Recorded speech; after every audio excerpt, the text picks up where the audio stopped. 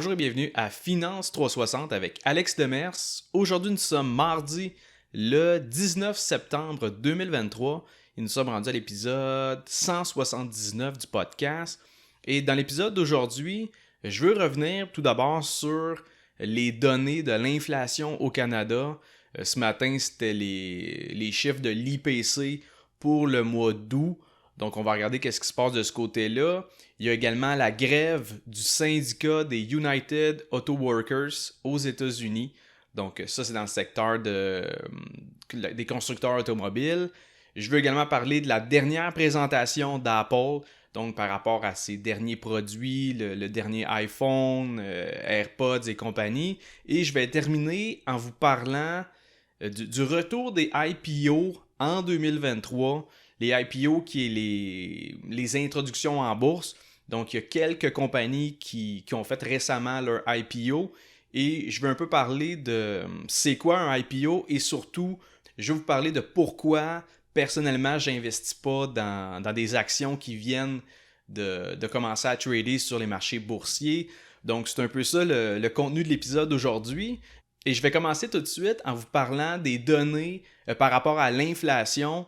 Donc, ce matin, on obtenait l'IPC au Canada pour le mois d'août 2023, donc le mois passé, et on a pu voir que l'IPC a augmenté à 4%. Et je vous rappelle que l'IPC avait diminué à 2,8% en juin. Elle avait remonté par la suite à 3,3% en juillet. Et là, comme je vous dis, au mois d'août, on est déjà retourné à 4%. Et tant qu'à moi, ça, c'est juste le début de la remontée de l'inflation. Je pense que ça va être pire pour les prochains mois. Et à titre de comparaison, si on regarde du côté du baril de pétrole brut, en juin, le baril oscillait autour de 70$ US. Et là, aujourd'hui, le baril WTI il est rendu tout près de 93$ US. Donc, on parle d'une hausse d'environ 35%, et ça en quelques mois. Donc, logiquement, le prix de l'essence ordinaire, il va continuer de monter. Là, on parle d'environ 1,80$. Ça, c'est au nord de Montréal, dans les Laurentides. Et si la tendance se maintient, on pourrait se rendre pas loin du 2$ le litre, peut-être même plus. Donc, c'est sûr que, comme je l'ai déjà expliqué, en plus du coût pour se déplacer, là, pour les particuliers, les entreprises, l'essence, c'est aussi une composante importante dans le prix de beaucoup d'autres produits. Et c'est pour ça que, tant qu'à moi, c'est ça qui va faire repartir l'inflation à la hausse. Et c'est pas impossible que d'ici la fin de l'année 2023, avec les données de l'IPC, on voit un taux d'inflation autour de 5%. Donc, c'est sûr que une inflation qui reste à des niveaux aussi élevés que ça pourrait inciter la Banque du Canada à continuer sa politique monétaire restrictive, même si on voit un ralentissement du côté de l'économie. Sinon, si on regarde du côté des États-Unis, demain, c'est l'annonce de la décision de la Fed par rapport au taux directeur. Donc, le consensus, c'est que la Fed va maintenir son taux directeur à 5,50%, donc 5,5%, mais qu'elle va laisser la porte ouverte à d'autres hausses pour les prochains mois. Et je suis du même avis, je pense que la Fed va opter pour le statu quo concernant son taux directeur, ça pour mercredi cette semaine. Et même si pour l'instant, l'économie américaine elle semble un peu plus résiliente que l'économie canadienne au niveau des données par rapport au PIB, le taux d'inflation aux États-Unis était de 3,3% pour le mois d'août, comparativement à nous de notre côté au Canada qui est rendu à 4%. Donc l'inflation semble légèrement mieux contrôlée aux États-Unis, mais il faut quand même considérer qu'il y a un écart de 0,5%, donc 50 points de base entre le taux directeur de la Fed versus la Banque du Canada. Donc comme je vous dis, ça se peut que les chiffres de l'IPC qui viennent de sortir, les prochains qui vont sortir au mois d'octobre, mais c'est sûr que ça peut mettre de la pression au gouverneur de la Banque du Canada et que, comme je vous dis, on voit une hausse de 25 points de base d'ici la fin de l'année 2023. Et là, on se retrouverait à 5,25% au Canada comme taux directeur. Et pour terminer sur le volet économique, on a pu voir dans un récent rapport que la dette des consommateurs canadiens, elle a atteint 2,4 billions de dollars. Et là, juste pour préciser, 1 billion, c'est l'équivalent de 1000 milliards. Et là, évidemment, ce qui contribue à cette dette massive-là, c'est les soldes de cartes de crédit. Et si on regarde au Canada, pour les soldes sur les cartes de crédit, on parle d'un sommet historique qui est à plus de 107 milliards de dollars. Donc, les gens mettent beaucoup de dépenses sur leur carte de crédit et les soldes sont vraiment, comme je vous dis, ça n'a jamais été aussi élevé que ça. Il faut comprendre que c'est quand même biaisé un peu. Ce que je veux dire par là, c'est que faut quand même considérer dans l'équation l'inflation. Si tout coûte plus cher, nécessairement, si tu fais les mêmes dépenses, ton solde va être plus élevé. Mais là, on parle de l'inflation plus le fait que les gens s'endettent beaucoup pour arriver à tout payer. Ensuite, je vais vous parler de la fameuse grève du syndicat des United Auto Workers, donc qui sont des ouvriers dans l'industrie de l'automobile américaine. Et cette grève-là, ça va venir affecter les usines de Ford, GM, qui est General Motors, et Stellantis. Stellantis, pour ceux qui ne le savent pas, c'est un constructeur automobile qui résulte de la fusion entre ces Peugeot, Citroën et Fiat Chrysler. Et cette fusion-là a eu lieu en 2021 et ça a donné naissance à Stellantis. Et là, il faut comprendre que le syndicat des ouvriers, il réclame quand même des bonnes hausses salariales. On parle d'une hausse équivalente à 46% sur une période de 4 ans. Et il demande également une semaine de travail de 32 heures sur 4 jours, mais payée comme 40 heures.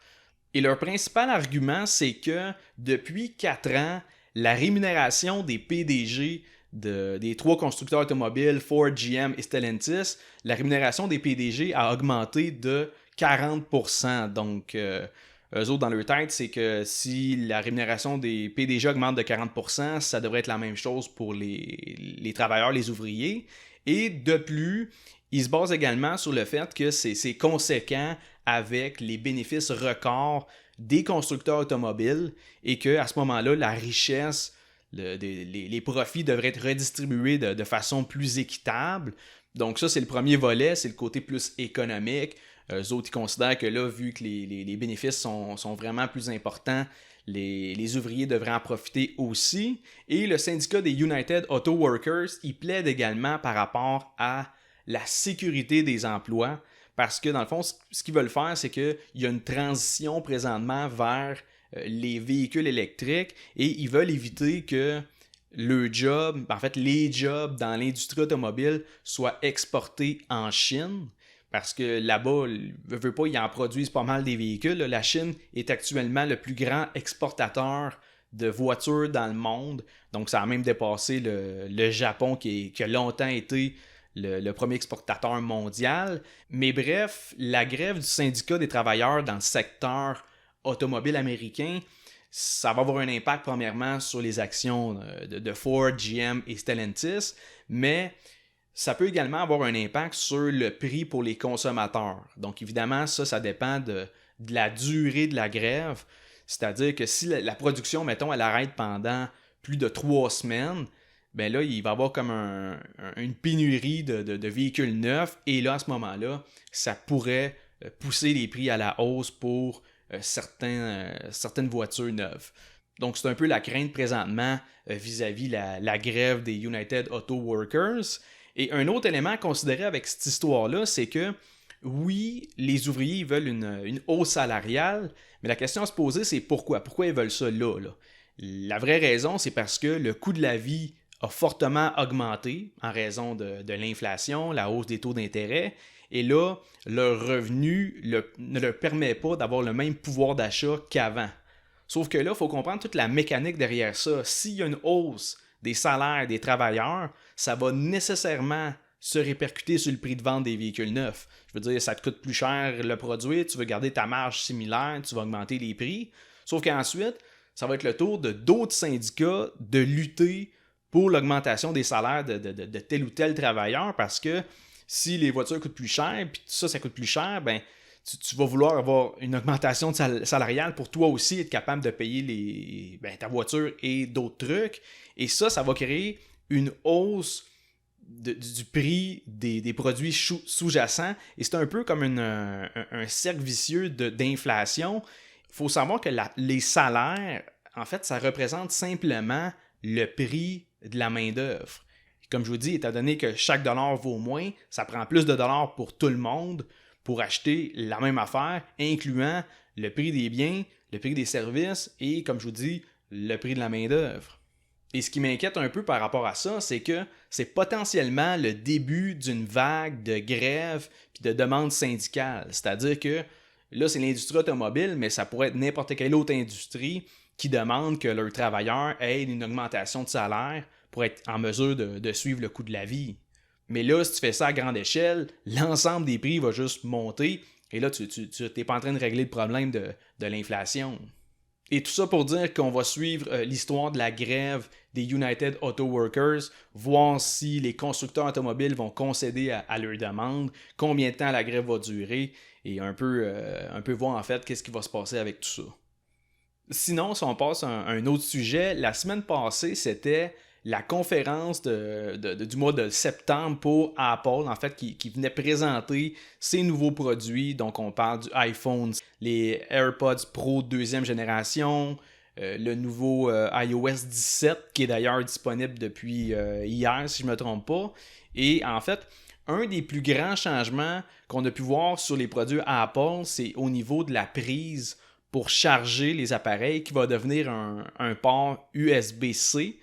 Et cette modification-là vient du fait que les autorités de l'Union européenne ils ont exigé que tous les téléphones intelligents aient le même type de port de chargement, donc pour que ça devienne un standard dans l'industrie. Comme vous le savez sûrement, les appareils Android utilisent déjà le port USB-C, donc il fallait que Apple fasse le move, donc ils n'ont pas le choix de délaisser leur fameux chargeur Lightning, qui était le connecteur spécifique aux produits d'Apple. Ça faisait partie de leur écosystème. Donc ça, c'est un des updates par rapport au iPhone 5. Sinon, il y a la sortie du Vision Pro, qui est le casque de réalité augmentée d'Apple, qui est toujours prévu pour 2024. Au Canada, ça va être fin 2024. Et d'ailleurs, une affaire intéressante à constater, c'est qu'avec la version Pro, ou Pro Max du iPhone 15, tu vas pouvoir enregistrer des vidéos en format 3D et ces vidéos-là vont pouvoir être visionnées sur le Vision Pro. Donc, ça va être compatible. Et donc, le iPhone 15, la version Pro Max, c'est le premier téléphone qui offre ce type d'enregistrement-là. Et tu sais, il y a bien du monde qui chiale sur le fait que les téléphones Apple, ils se ressemblent pas mal d'une année à l'autre et qu'il n'y a pas de grosse révolution de ce côté-là. Mais tu sais, c'est pas l'objectif d'Apple non plus. Eux autres, ils veulent un nouveau téléphone à chaque année, oui, mais en même temps, ils veulent continuer de fournir aux habitués d'Apple un téléphone qui se ressemble, qui garde les mêmes habitudes. Puis tu sais, oui, ils veulent de l'amélioration continue d'une génération à l'autre, mais tu veux pas tu veux pas avoir le sentiment de tout réapprendre à chaque fois qu'ils achètent la dernière version. Et en même temps, le produit révolutionnaire, ça ne sera pas le téléphone. Là, ça serait plus avec le casque Vision Pro qui risque dans l'avenir de devenir un produit très intéressant. Peut-être plus que le monde le voit présentement, surtout au prix qui est affiché. Sinon, je rappelle que présentement, le iPhone, ça reste la vache à lait d'Apple. T'sais, en termes de chiffres, les ventes de téléphones représentent environ la moitié du revenu d'Apple, donc la moitié du chiffre d'affaires. Au dernier trimestre, la vente d'iPhone a généré près de 40 milliards de dollars US. Donc ça, c'était au dernier trimestre de 2023. Donc en résumé, Apple, ils doivent s'assurer de garder leurs clients fidèles, puis de leur donner juste un minimum d'incitatifs pour upgrader leur téléphone. Tu sais, c'est sûr que si on regarde depuis le iPhone 12 jusqu'au iPhone 15, on n'a pas vu énormément d'évolution technique. Tu sais, oui, une meilleure durée de batterie, un meilleur appareil photo, tout ça, mais ça reste que les fans d'Apple, les adeptes, semblent avoir le désir quand même d'obtenir le plus récent modèle. Et je fais personnellement partie des clients d'Apple. Je suis un fan du iPhone depuis des années, mais de mon côté, je change de téléphone à peu près, en fait, juste aux 2 ans, quand mon contrat avec TELUS termine. Donc, en même temps de reprendre un nouveau forfait, ben, je change de téléphone. Et c'est pas un add-on non plus que je suis actionnaire de TELUS et d'Apple. Tu sais, je commence souvent mes recherches d'investissement à partir des entreprises que j'aime puis que je suis déjà un client. Donc, comme je vous dis, j'ai un téléphone Apple et mon fournisseur de services mobiles, c'est TELUS. Bref, pour conclure à propos d'Apple, comme vous le savez, je suis actionnaire, je reste un investisseur qui est confiant envers l'entreprise, le brand est solide, l'écosystème fonctionne bien, puis je suis confiant qu'ils vont continuer de sortir des produits qui vont être plus innovants dans l'avenir. Et si jamais, encore une fois, le prix des actions se met à continuer de chuter, puis qu'ils deviennent un prix, disons, plus attrayant, je vais grossir ma position dans Apple parce que je reste confiant envers cette entreprise-là. Et pour terminer l'épisode, je vais vous parler des plus récents IPO sur les marchés américains et vous donner mon avis par rapport aux introductions en bourse, ma vision par rapport à ça en tant qu'investisseur. Et jeudi passé, c'était le IPO de la compagnie ARM Holding, symbole ARM, qui est une compagnie britannique qui développe des processeurs qui sont principalement utilisés dans les téléphones mobiles. Et hier, l'action ARM, elle a atteint le market cap de 82 milliards de dollars, donc market cap, capitalisation boursière. Et avec ce market cap-là, ça représente un multiple de 23 fois les ventes, donc le chiffre d'affaires de l'entreprise, et ça, c'est énorme. C'est-à-dire que, juste pour vous donner un comparatif, la valeur d'Apple, c'est l'équivalent de 7 fois son chiffre d'affaires. Si on regarde Microsoft, c'est à 11 fois son chiffre d'affaires. Nike est à 3 fois. Bref, le ratio prix-vente de 23 pour ARM, ça laisse croire que l'action est très surévaluée présentement par le marché. Et c'est un peu normal, il y a un hype du fait qu'il y a un IPO et que les investisseurs se jettent sur ce type d'action-là. Je pense que ça reste un titre qui est surévalué pour le moment, mais l'avenir nous le dira. Et aujourd'hui, il y avait aussi un autre IPO, c'est celui de Instacart, symbole C-A-R-T. Et ça, c'est une compagnie de livraison d'épicerie à domicile. Donc, tu passes ta commande, il y a quelqu'un qui va magasiner tes trucs à l'épicerie. Puis après ça, il vient de porter ça directement chez vous. Mais bref, avec ARM et là Instacart aujourd'hui, il y a un regain d'intérêt envers les IPO. Et ça m'amène justement à vous parler de c'est quoi un IPO et pourquoi je suis de l'avis qu'il faut mieux éviter d'embarquer dans la frénésie d'une action dès ses premiers jours sur les marchés boursiers. Donc, premièrement, IPO, c'est pour Initial Public Offering, ou en français, c'est premier appel à l'épargne publique. Et en fait, ce processus-là, c'est quand les parts d'une entreprise qui est initialement privée deviennent cotées en bourse. En gros, la valeur de l'entreprise est évaluée par une firme, puis là, la compagnie décide de vendre ses actions pour aller chercher du financement, en fait du capital pour financer sa croissance et son développement. Et à ce moment-là, les parts de la compagnie sont subdivisées en millions d'actions. Tu sais, au début, on parle de 100 actions pour une compagnie, mettons un Inc., mais là, on va subdiviser toutes ces actions-là en plusieurs millions et ça va être mis plus tard en circulation sur les marchés boursiers. Par exemple, disons qu'une entreprise est évaluée à 300 millions de dollars. Donc, on peut émettre 10 millions d'actions et chaque action va coûter 30 dollars. Donc, 30 dollars fois 10 millions d'actions, ça donne 300 millions de dollars de market cap, capitalisation boursière en français. Il faut comprendre que la grande majorité de ces actions-là, ils vont être disponibles pour les investisseurs sur les marchés boursiers. Et c'est là, en fait, qu'on va justement acheter, vendre des actions. C'est là que c'est transigé. Et ce qui est important de comprendre, c'est que l'entreprise qui est introduite en bourse, elle récupère de l'argent seulement lors de la vente initiale de ses actions aux firmes de courtage, ce qu'on appelle le marché primaire. Ensuite, l'entreprise ne fait pas d'argent avec les transactions qui se passent sur les marchés financiers. Tu sais, la bourse, c'est un marché secondaire et c'est là que les investisseurs y achètent puis ils vendent des actions qui sont déjà émises, des actions qui sont en circulation. Et petite parenthèse, les fondateurs d'une entreprise, ils peuvent continuer d'être actionnaires même si la compagnie est introduite en bourse. Par exemple, Jeff Bezos, il possède encore environ 10% des actions d'Amazon. Donc, logiquement, on peut comprendre que sa valeur nette, elle fluctue en fonction du prix des actions d'Amazon.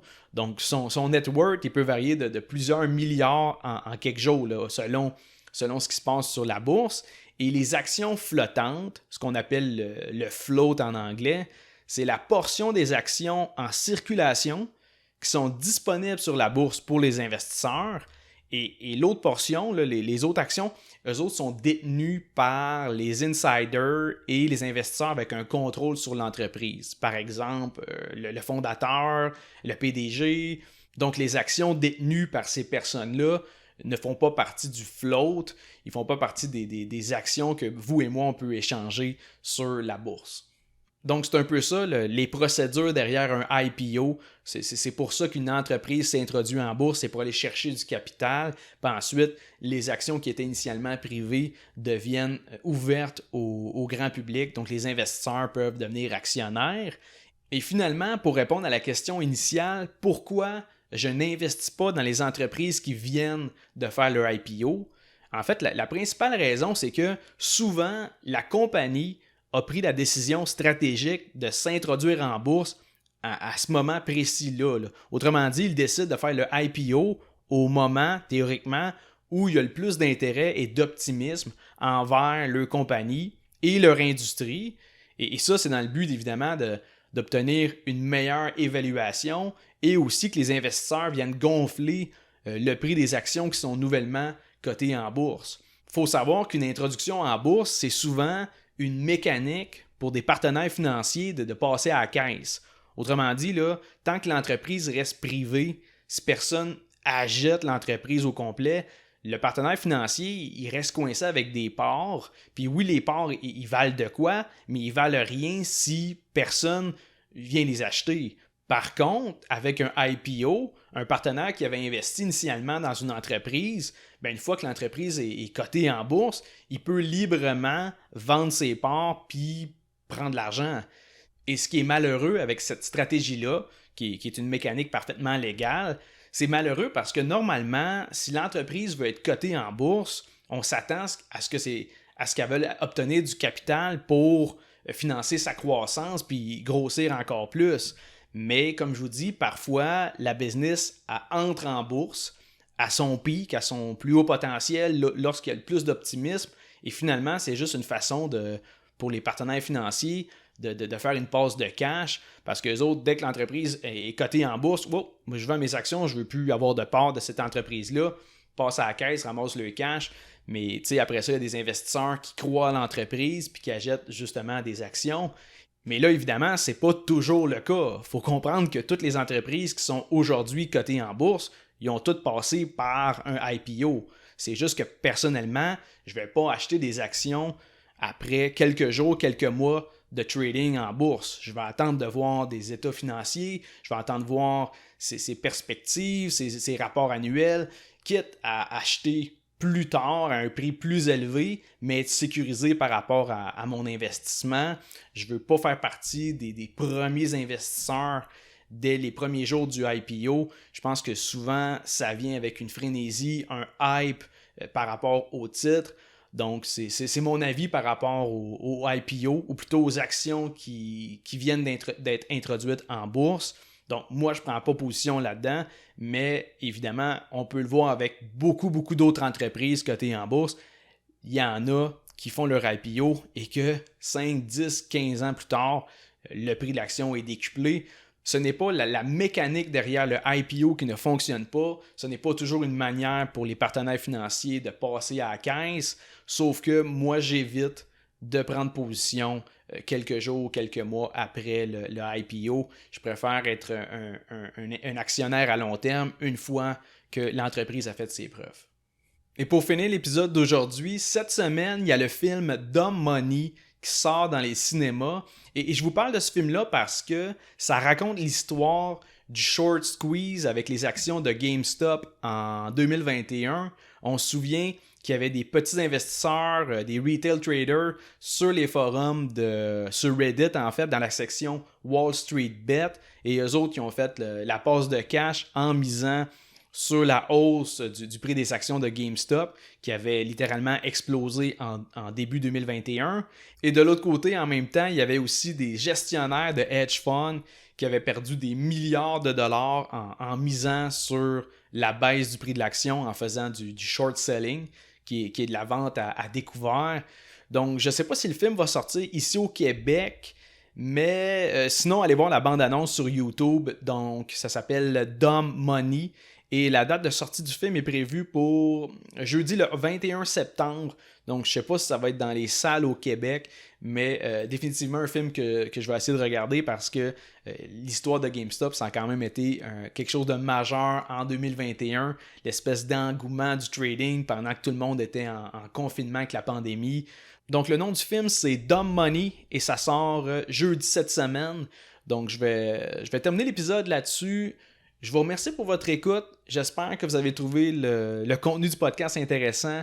Si oui, laissez un 5 étoiles sur Spotify ou sur Apple Podcasts. Partagez le podcast à vos amis. Il y a également le podcast qui est disponible sur ma chaîne YouTube, Traders360. C'est le podcast, mais en format vidéo. Donc, je vous invite à vous abonner là-dessus aussi. Et on se revoit mardi prochain pour un autre épisode de Finance 360.